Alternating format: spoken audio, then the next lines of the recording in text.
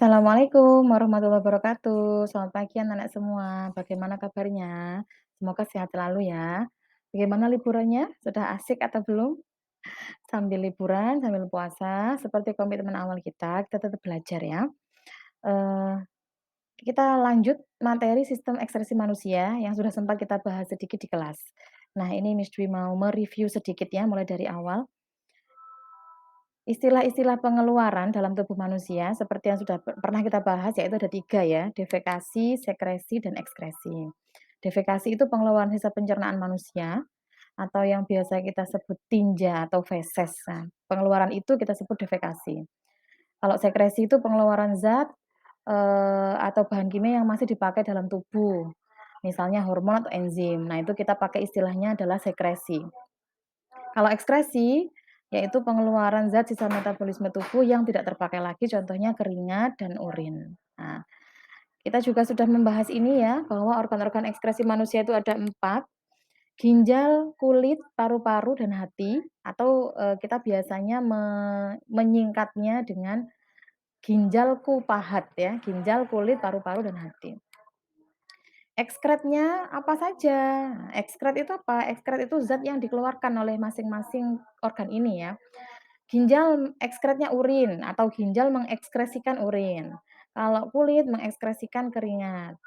Ekskretnya paru-paru adalah CO2 dan H2O ya. Apa itu CO2 dan H2O? Karbon dioksida dan air. Tapi berupa uap di sini airnya ya. Kemudian kalau hati ekskretnya adalah urea dan getah empedu. Oke, kita bahas ginjal. Ginjal ini ada sepasang berbentuk seperti kacang merah, ada di dalam rongga perut sebelah belakang. Ginjal kanan itu letaknya sedikit ke bawah karena terdesak oleh hati. Ini kita udah bahas ya. Kemudian ginjal ini fungsinya yang berkaitan dengan sistem ekskresi, ginjal ini memproduksi urin. Dari mana urin ini? Urin ini dihasilkan dari darah yang disaring oleh ginjal.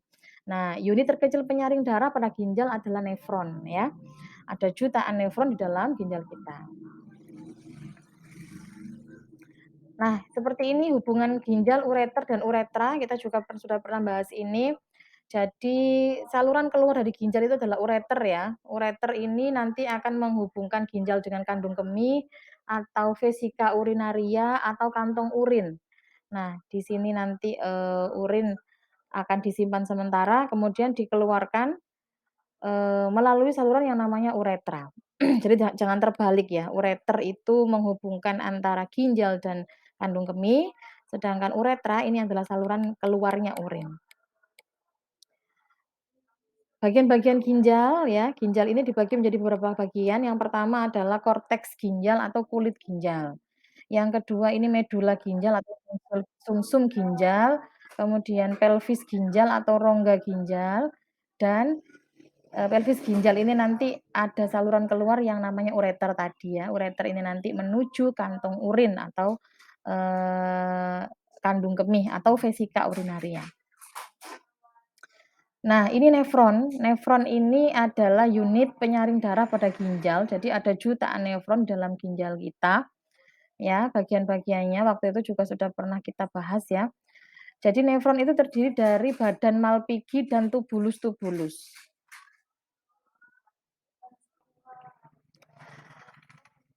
Badan Malpighi terdiri dari kapsul Bowman, kapsula Bowman yang di dalamnya ada pembuluh darah yang namanya glomerulus ya.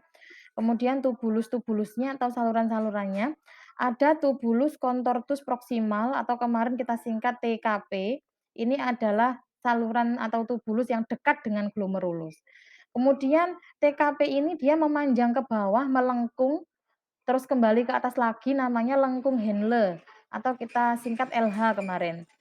Nah, terus lanjutan dari lengkung Henle ini ada tubulus lagi yang berkelok-kelok lagi, tapi dia yang jauh dari glomerulus ya, namanya tubulus contortus distal atau kita sebut TKD.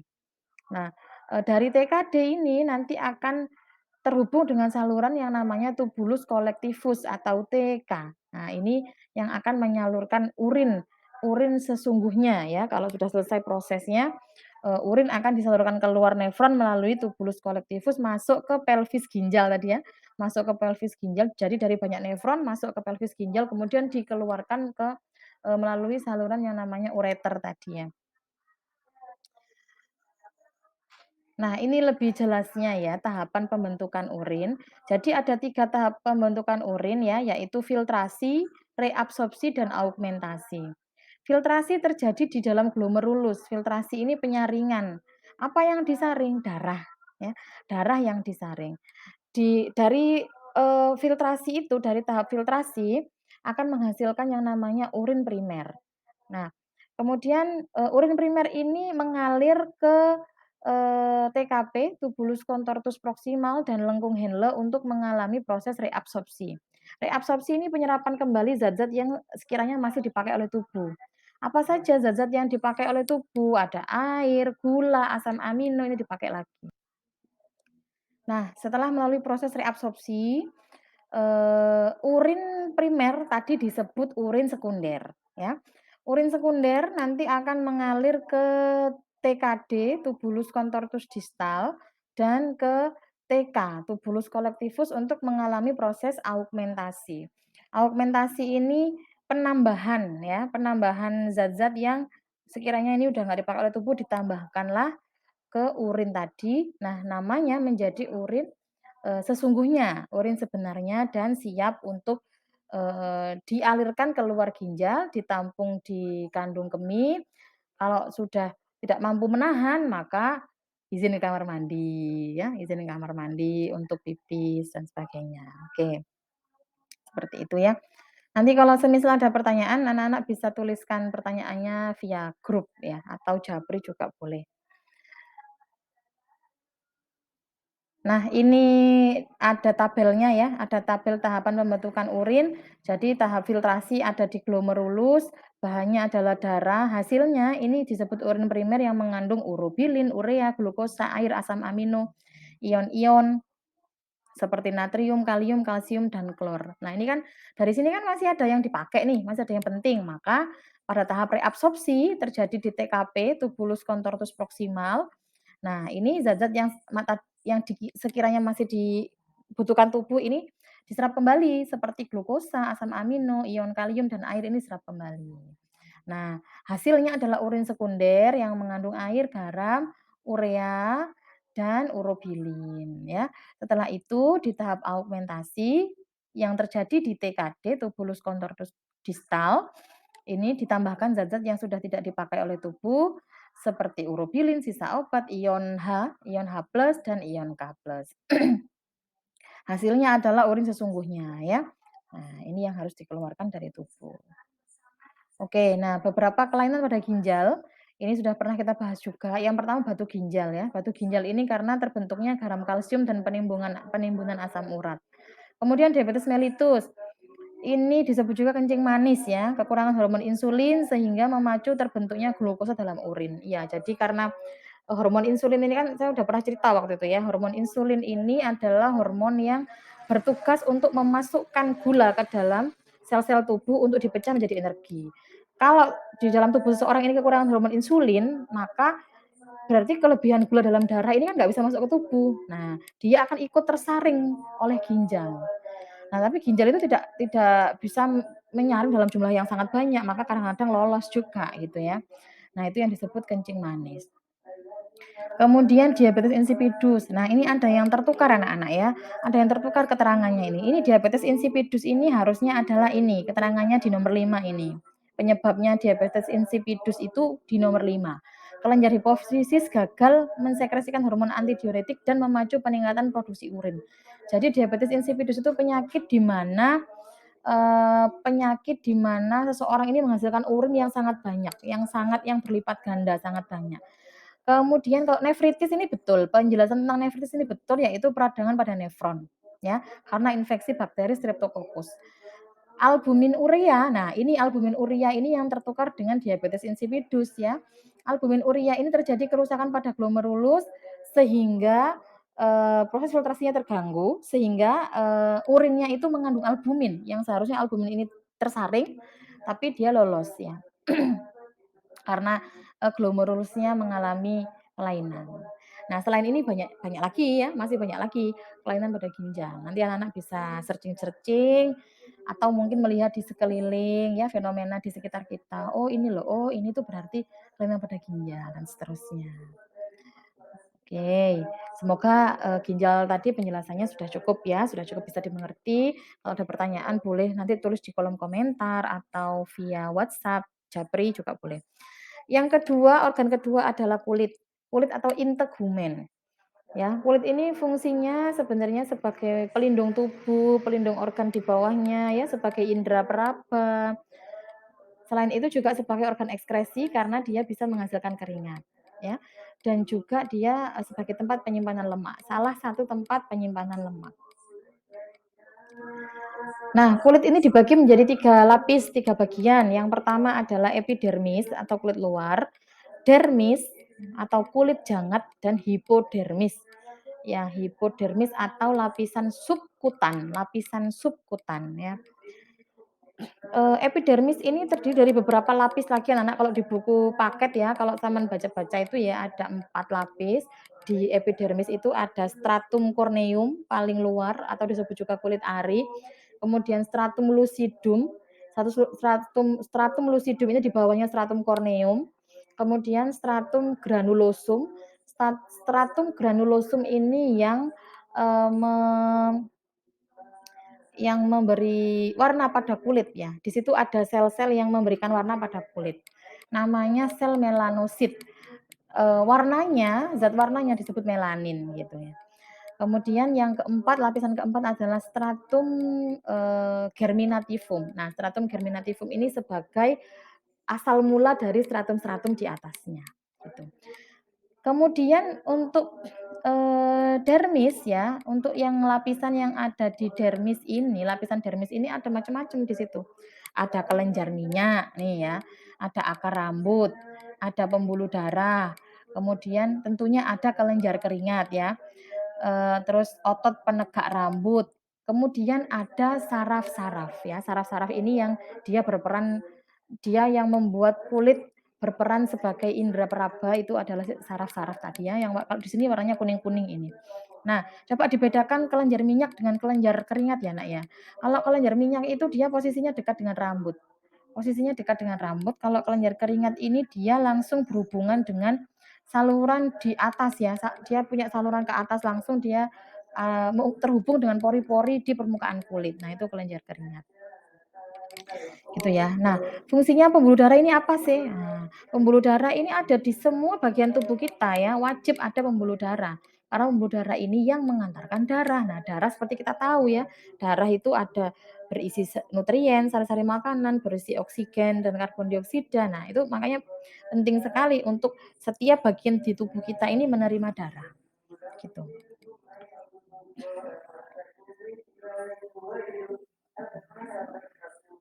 Nah, untuk kulit ini saya sumbernya dari Halodoc ya, ini beberapa saja. Ada eksim, penyakit kulit yang ditandai dengan sejumlah gejala misalnya kulit kering, kulit rasa gatal, dan ruam merah di kulit. Kemudian hemangiomia, penyakit kulit yang serupa tumor pembuluh darah pada beberapa pengidap. Penyakit ini membuat kulit terlihat biru atau ungu. Cold sore atau herpes, oh ini virus ya, penyebabnya virus. Kanker kulit, nah ini kanker kulit ini adanya, sel-sel pada kulit yang tumbuh dengan luar biasa abnormal gitu ya, tidak terkendali. Nah, ini beberapa saja. Nanti selain itu, saya yakin pasti anak-anak sudah ada pengetahuan tentang itu ya. Misalnya apa, misalnya anu, kadas, kurap, jerawat juga termasuk, gangguan pada kulit. Kemudian ketumbe itu juga jamur pada kulit kepala ya, apalagi kutu air, nah itu juga termasuk gangguan pada kulit. Oke ya?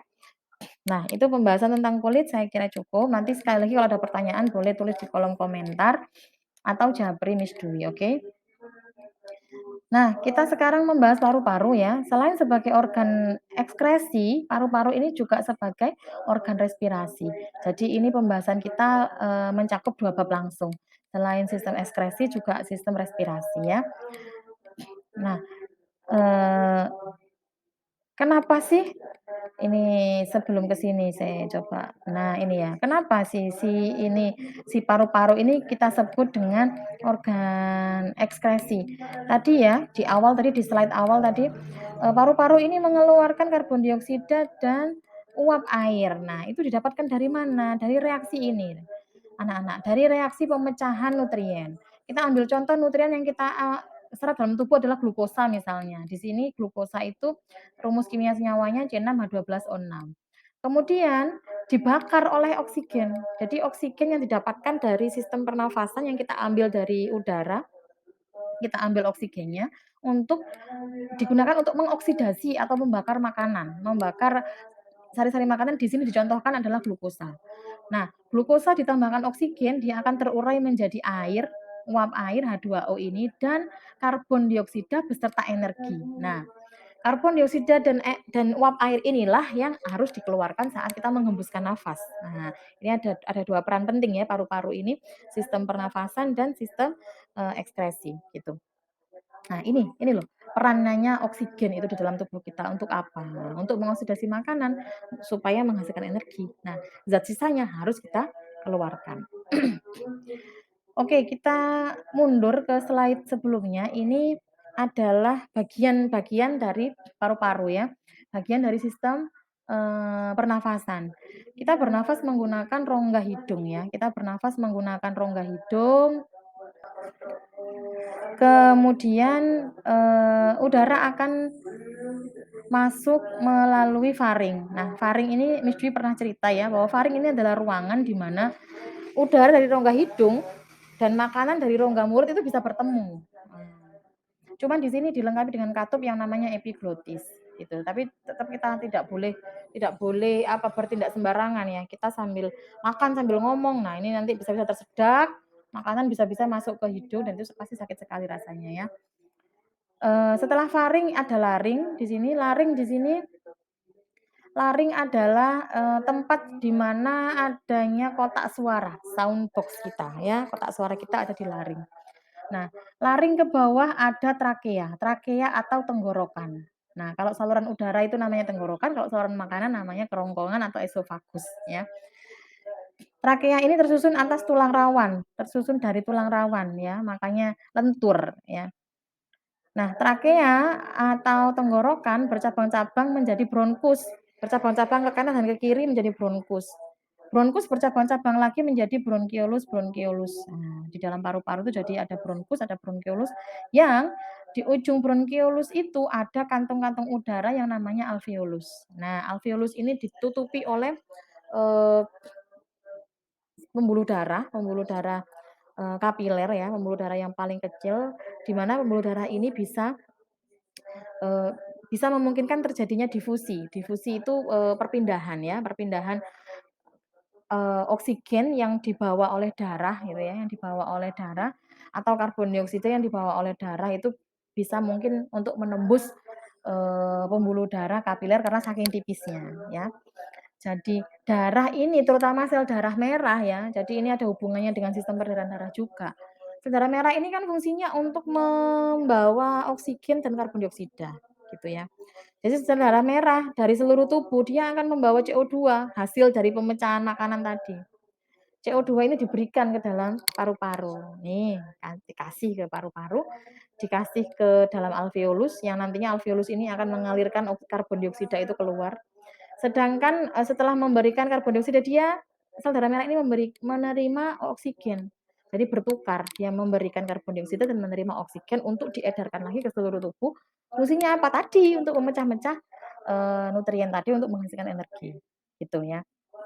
Jadi subhanallah ya, masya Allah ya, semua sistem dalam tubuh kita ini berfungsi bekerja sama untuk supaya kita tetap bisa hidup, gitu, menjalankan fungsi kehidupan dengan baik. Kita harus pandai-pandai bersyukur gitu ya. Nah, itu nanti anak-anak kalau kurang jelas bisa di-pause videonya, bisa di-pause, bisa diulang-ulang ya. Ini tadi pentingnya respirasi. Nah, ini mekanisme pernapasan anak-anak. Jadi pernapasan karena ini berkaitan dengan sistem pernapasan ya. Pernapasan manusia itu ada 2 mekanisme, pernapasan dada dan pernapasan perut. Kalau pernapasan dada yang berkaitan yang bekerja itu adalah otot antar tulang rusuk. Nah, tapi di gambar ini kesemuanya ada ya, jadi keduanya ada. Kalau pernapasan dada itu yang berkontraksi adalah otot antar tulang rusuk ya. Kalau, pernapasan perut yang bekerja adalah otot diafragma. Diafragma itu mana? Nah, ini diafragma ada di gambar ya. Diafragma itu adalah otot yang membatasi rongga dada dan rongga perut. Mekanisme inspirasi, inspirasi itu ketika kita menghirup udara atau disebut juga inhalasi, inspirasi atau inhalasi. Bagaimana sih ceritanya udara bisa masuk dalam tubuh kita? Itu ceritanya begini, yang pertama, otot antar tulang rusuk ini berkontraksi. Berkontraksi itu menciut, sehingga membuat malah ruangannya mengembang. Ketika sebuah ruangan mengembang, tekanan di dalam ruangan itu akan mengecil, menjadi lebih kecil, ya. Nah, tekanan udara di dalam paru-paru dengan di luar tubuh ini berbeda, di sini lebih kecil, di lingkungan lebih besar tekanannya, maka memungkinkan udara dari luar untuk masuk. Nah, ini proses inspirasi atau inhalasi. Itu proses pernapasan dada. Proses pernapasan perutnya bagaimana? Diafragmanya berkontraksi sehingga diafragmanya turun, ototnya itu mengkerut jadi apa ya, posisinya tidak lagi melengkung tapi sedikit mendatar. Mendatar ini ketika, diafragma mendatar itu membuat rongga dadanya membesar. Nah, lalu lalu mekanismenya sama seperti tadi. Berkaitan dengan tekanan udara, udaranya bisa masuk. Nah, lalu kebalikan dengan, inspirasi ya, mekanisme ekspirasinya itu ketika otot antar tulang rusuk relaksasi, ya kembali ke posisi semula sehingga membuat rongga dadanya mengecil. Ruangan yang mengecil ini membuat tekanannya besar, lebih besar, memaksa udara untuk keluar, gitu ya. Untuk proses mekanisme pernapasan perut juga begitu, diafragmanya relaksasi sehingga yang tadinya mendatar kembali melengkung karena sudah memanjang kembali, melengkung ini mendorong rongga dada untuk mengecil. Cuman kita alhamdulillahnya, subhanallahnya ya, kita tidak merasakan mekanisme itu, sehingga kita nyaman-nyaman saja dalam bernafas ya, bahkan kadang-kadang kita pernah nggak anak-anak berpikir, "Ini nafas nggak ya? Aku nafas nggak ya? Masih nafas nggak ya?" Kan kadang-kadang nggak berpikir seperti itu ya. Mengalir saja dengan dengan enjoy, nah itu adalah nikmat yang diberikan Allah untuk kita. Kita wajib bersyukur, kita wajib mensyukuri itu.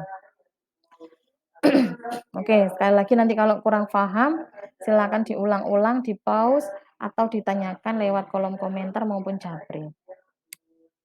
Saya lanjut ke kelainan pada sistem pernapasan. Ini ada beberapa kelainan, ada asma, pneumonia, TBC, influenza, kanker paru-paru. Nah ini, jadi semua organ dalam tubuh kita itu memang sangat penting.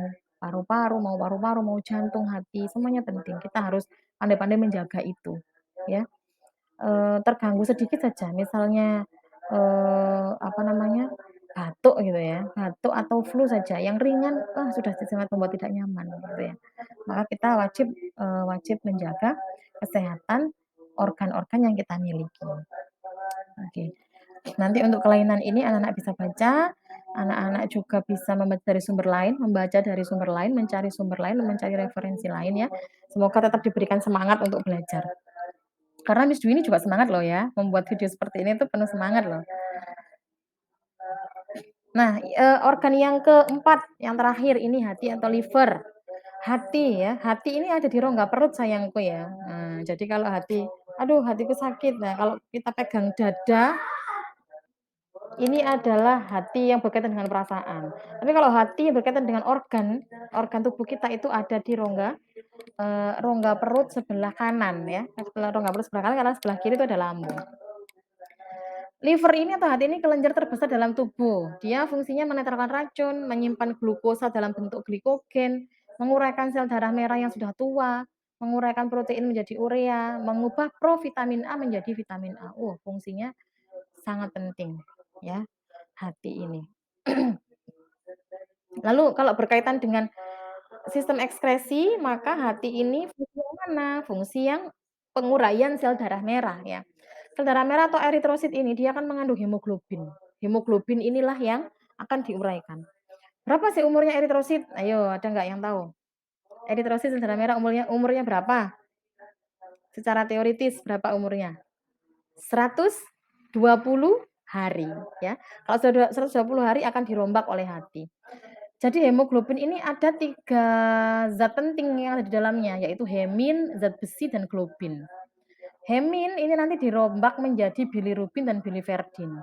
Bilirubin ini itu adalah urobilin dan sterkobilin. Bilirubin ini ada 2 macam ya, urobilin dan sterkobilin. Urobilin ini nanti akan keluar bersama urin, dia memberi warna pada urin, dan sterkobilin ini keluar pada feses.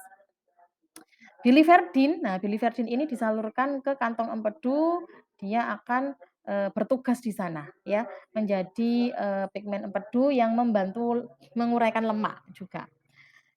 Nah, bagaimana dengan zat besi dan globin? Zat besi akan disimpan dalam hati, kemudian globin dipakai untuk pembentukan, hemoglobin baru. Nah, ini adalah mekanisme penguraian sel darah merah oleh hati, ya. Jadi, sisa-sisa dari hemoglobin tadi itu yang nggak terpakai itu yang dikeluarkan. Ternyata si hati ini kan nggak bisa mengeluarkan sendiri, dia bekerja sama dengan ginjal ya, bekerja sama dengan ginjal, ketika ginjal ini mensekresi, mengekskresi ya, salah tadi Miss Dwi ngomong ya, bukan mensekresi tapi mengekskresi ya, mengekskresi urin, nah itu urobilin diikut sertakan dikeluarkan. Nah, ketika feses dikeluarkan juga sterkobilinnya ini karena udah nggak dipakai juga turut dikeluarkan, gitu ya anak-anak ya. Nah, ini adalah beberapa penyakit tentang hati, ya, ini, dari ini sumbernya di sini kurang jelas Mas Dwi ya, apa ini, bujiminalbumin.com. Nah, ini penyakit Wilson, hepatitis, dan sirosis hati. Ini beberapa saja contoh penyakitnya. Sekali lagi anak-anak bisa searching sendiri ya. Oke, terima kasih sekali atas perhatiannya anak-anak. Miss Dwi cukupkan sekian penjelasan hari ini tentang sistem ekskresi manusia. Jadi seperti komitmen awal kita ya, Miss Dwi kasih tugas di live worksheet ya. Live worksheet-nya nanti, link-nya ada di grup. Oke, thank you, semoga manfaat barokah ilmunya. Tetap semangat belajar, semangat puasa, tetap semangat ibadah, semangat belajar ya. Semoga belajar kita hari ini dinilai ibadah oleh Allah. Wassalamualaikum warahmatullahi wabarakatuh.